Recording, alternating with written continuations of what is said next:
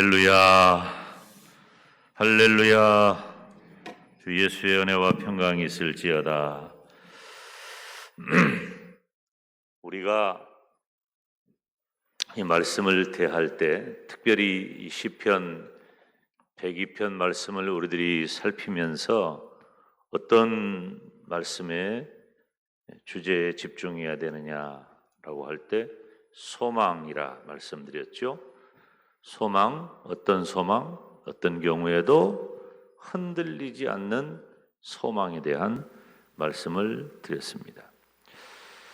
이 소망의 앞에 소망 앞에 따라오는 게 뭐냐면은 바로 절망입니다. 이 시편 102편은 바로 절망의 이야기로 가득합니다. 오늘 우리가 1절에서 11절까지 읽었죠. 여기서 1절, 2절은 우리 이번 주제와도 같아요. 성도의 부르짖음과 기도죠. 하나님의 응답. 응답은 누가 주셔요? 하나님이 주신단 말이에요. 예, 기도에 대해서 이야기를 할 때 부르짖음이라는 표현을 하고 있느냐라고 하면 바로 절망스러운 상황 때문에 그렇습니다. 우리가 이 시편 102편의 표제를 제가 말씀을 드렸잖아요. 곤고함, 공고해서 마음이 상함, 그리고 그 근심을 여호와 앞에 토해놓는 거예요. 그래서 이 절망의 내용이 뭐냐면은 첫째, 곤고하다. 두 번째, 마음이 상하다.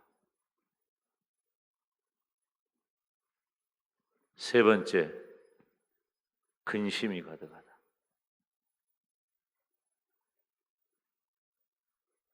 그 어떤 것도 우리는 원하지 않죠. 어제 다 국민투표 해봤는데 1번, 2번, 3번 하나도 원한 사람이 없었어. 그래서 이것이 찾아오면 절망이 되는 거예요. 원치 않는 일이 나에게 찾아왔을 때, 물론 생각지도 않은 일이 나한테 다가와서 너무 좋은 것은 이건 대박이지. 참 좋죠. 그런데 원치 않는 일이 나에게 찾아왔을 때 우리는 대체적으로 부정적인 경우를 가리켜서 절망하는 겁니다. 여러분, 지금 오늘 본문의 배경이 되는 그 시대적인 상황은 이스라엘 민족이 바벨론 포로로 잡혀간 그 상황이에요. 이러니까 어느 정도 우리가 미루어 짐작할 수 있죠. 바벨론 포로로 잡혀갔다면 1차적으로 어떻게 했어요? 나라를 잃어버렸지. 나라를 잃어버렸다는 것은 그냥 나라를 잃어버렸다는 단순한 말이 아니에요. 나라를 잃어버리기까지의 과정, 그리고 나라를 잃어버린 이후에 자신에게 다가오는 엄청난 고통과 시련, 그리고 바벨론 포로로 잡혀갔으니까 그의 인생이 이건 상상할 수도 없습니다. 여러분, 우리가 나라와 민족을 위해서 기도해야 합니다. 항상 대통령을 위해서 기도하고 위정자들을 위해서 기도해야 돼요. 제가 우리 교회 부임해가지고 대통령이 몇 번 바뀌었어요. 한 번도 대통령을 위해 기도하는 적이 없어요. 내 마음에 든 사람도 있고 안 든 사람도 있어. 그래도 항상 대통령을 위해서 기도하는 거예요. 왜? 하나님이 이 나라와 민족 위에 세운 종이기 때문에, 일꾼이기 때문에 위해서 기도하는 거예요. 이건 성도의 의무고 주의 종으로서의 의무예요. 여러분, 나라가 중요합니다. 제가 맨 처음, 이 중에는 저보다 더 훨씬 빨리 그런 경험을 하신 분이 있겠지만, 제가 맨 처음에 외국에 간 게 1994년 2월이에요. 그때 유럽을 갔는데 우리나라를 몰라요. 그때만 해도. 그 이전에 가신 분은 더 그랬겠죠. 우리나라 잘 모릅니다. 88 올림픽 얘기해도 몰라요.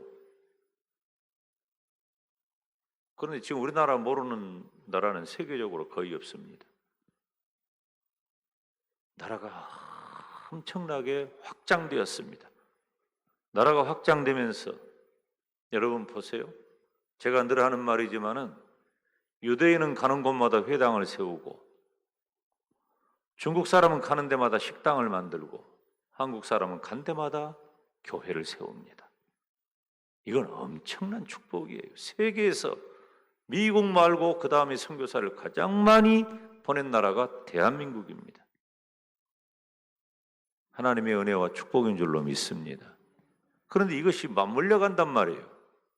여러분, 우리의 신앙도 우리의 조국의 모습과 맞물려 가는 거예요. 국가 없는 시민이 어디 있습니까? 그러니까 제가 지금 코로나 이런 상황에서도 우리가 시민으로서의 우리의 삶과 성도로서의 신앙의 그 사이에서 부딪히는 면도 있고 조율해야 될 부분도 있고, 그래서 굉장히 어려운 거예요. 여러분, 전들 이 가슴 이 깊은 곳에서부터 용광로처럼 끓어오르는 그런 마음과 말이 없겠어요? 나에게는 시민으로서 내가 순종하고 따라야 할 그런 내 삶도 있고, 또 한 교회를 영적으로 책임져야 할, 그리고 우리 지역사회에서 우리 교회가 나아가야 할 이런 여러 가지 복잡한 일이, 여러분, 우리 조국이 중요해요. 그런데 오늘 본문의 이 배경은 바벨론 포로 잡혀갔어요. 이 시편 102편을 살펴보면은 절망이 어느 정도 단계로 표현되냐면은, 하나님께서는 일하시잖아요. 우리는 역사하신다고 표현하죠. 그 일이 스탑! 멈춰버렸답니다. 이런 마음과 느낌이 시편 102편에는 가득해요. 우리가 기가 막히고 어마어마한 일을 만났을 때 하나님 뭐 하십니까? 하나님 왜 아무것도 안 하십니까? 하나님 제발 좀 도와주세요. 개인도 그렇고 국가도 그렇고 상황도 그렇고, 여러분, 지금 이 상황이 제가 지나온 제 믿음의 역사를 쭉 돌아보면요, 40년 넘는 믿음의 생활 가운데 항상 그런 사람이 있더라고. 하나님 어디 계십니까? 하나님 안 계십니까?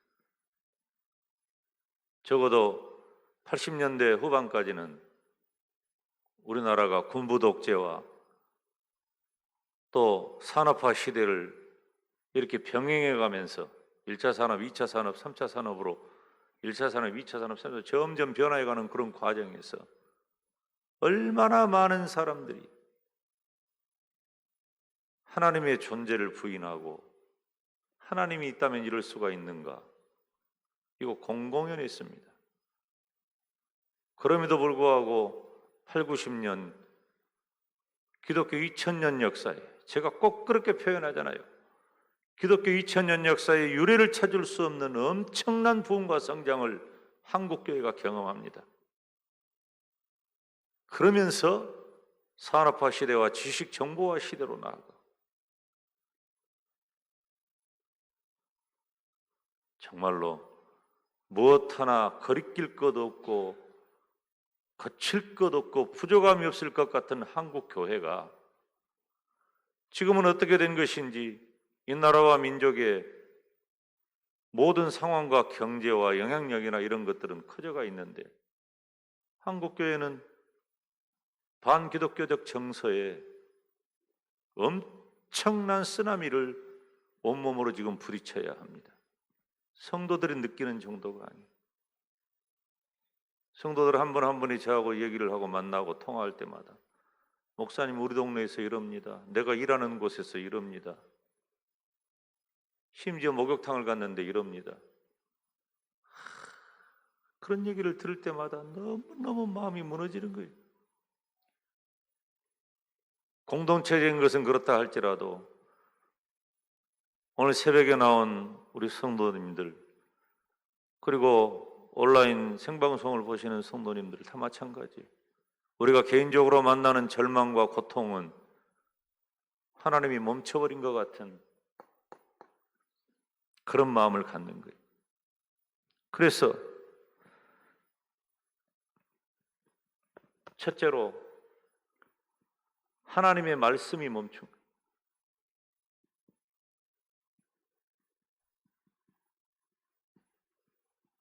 지금 바벨론에 포로 잡혀 있는 그런 상황이에요. 그 다음에 두 번째로 창대했던 하나님의 백성 소수로 전락해버린 거예요. 하나님의 백성 찾을 길이 없어. 여러분 봐요. 바벨론에 포로 잡혀 갔으니 그곳에서 예루살렘을 향하여 바라보는 마음과 신앙은 있다 할지라도 제사할 수도 없고 그리고 그곳에는 온통 이방투성이고 그러니까 하나님의 백성이 소수로 전락해버린 거예요. 더구나 기가 막힙니다. 예루살렘의 성전은 어떻게 되었어요? 회파되었어요. 이 회파되었다는 것은요 아주 그냥 감자 갈아놨는데 멧돼지가 와가지고 다 뒤집어 엎어버린 그런 모습하고 같은 원어적 의미를 가지고 있어요. 그것이 회파예요. 성전은 황폐해질 대로 황폐해져 버렸어요. 그래서 예루살렘 성전에 있는 도구와 그릇들을 가져다가 그들이 하나님을 조롱하고 이스라엘을 조롱하면서 술잔으로 만들어서 그 미친 짓들을 다 하는데도 꼼짝도 할 수가 없고 여러분 성전에 잘못 들어가게만 해도 죽여버려요. 하나님은. 그런데 바벨론이 이 모양을 하고 있어도 하나님은 이것들을 왜 가만두시냐고 말이요. 하나님의 이름을 조롱하고 성전이 황폐화되는 그리고 그들이 살던 예루살렘은 어땠어요? 예루살렘은 파괴됐습니다. 성전은 회파되었고 여러분 성전과 예루살렘 성은요 굉장한 영적인 상징의 의미가 큽니다. 그냥 도시가 아니고 그냥 제단이 아니에요. 여호와 하나님이라고 하는 상징적인 의미를 가진 거예요. 성전이 있는 곳이 어디입니까? 성전이 세워진 그곳이 바로 아브라함이 이삭을 번제로 바치는 모리아산 그 자리가 바로 성전이 된 것 아닙니까? 그러니까 하나님 앞에 온전한 헌신을 드리고 하나님은 그 순종하고 헌신했던 아브라함을 벗이라 부르면서 품에 안아주었던 그곳이 바로 성전이에요. 그 피의 제사가 아들을 바치는 피의 제사가 장차 예수 그리스도를 보내셔서 온 인류를 구원하시는 계획이 숨쉬는 곳이 성전이란 말이에요. 근데 그것은 회파되고 예루살렘 성은 파괴되어 버렸어요. 결과적으로 어때요? 이스라엘 민족이 그렇게 누리고 경험하고 찬양하고 사모했던 하나님의 영광이 사라져버린 거예요. 그래서 이 시편의 내용을 보면은, 자, 여러분 보세요. 여기 오늘 보니까 1절 2절 말씀이 하나님 내 기도를 들어주십시오. 그런데 우리가 봐요. 내 기도를 들어달라고 하면서 첫째, 주의 얼굴을 숨기지 마소서 그랬어요. 여러분 이거 얼마나 기가 막힌 표현입니까? 하나님 얼굴 숨기지 마세요. 지금 무슨 말이에요? 그러니까 얼굴을 나에게 향해 달라는 말이잖아. 지금 이 시편 기자는 어떤 심정이에요? 절망이 크니까 하나님이 나를 피한 것 같다 그 말이. 지금 이 절망이 바로 그거예요.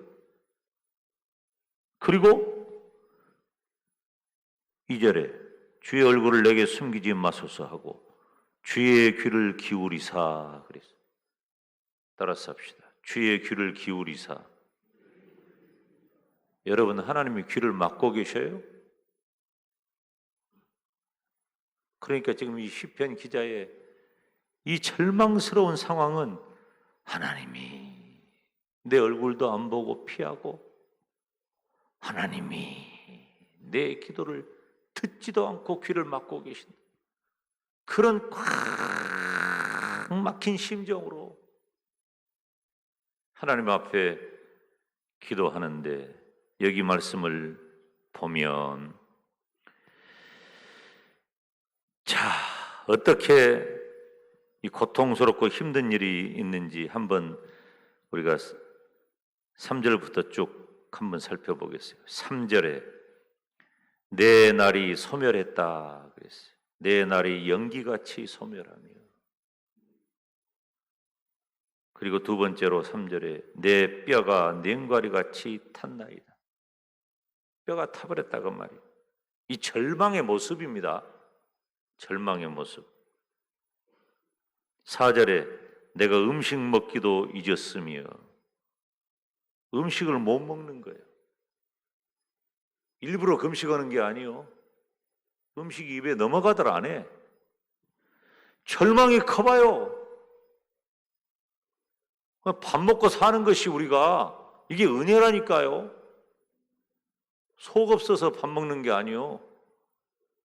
밥을 입에 이 밥알을 입에 넘기지도 못할 정도로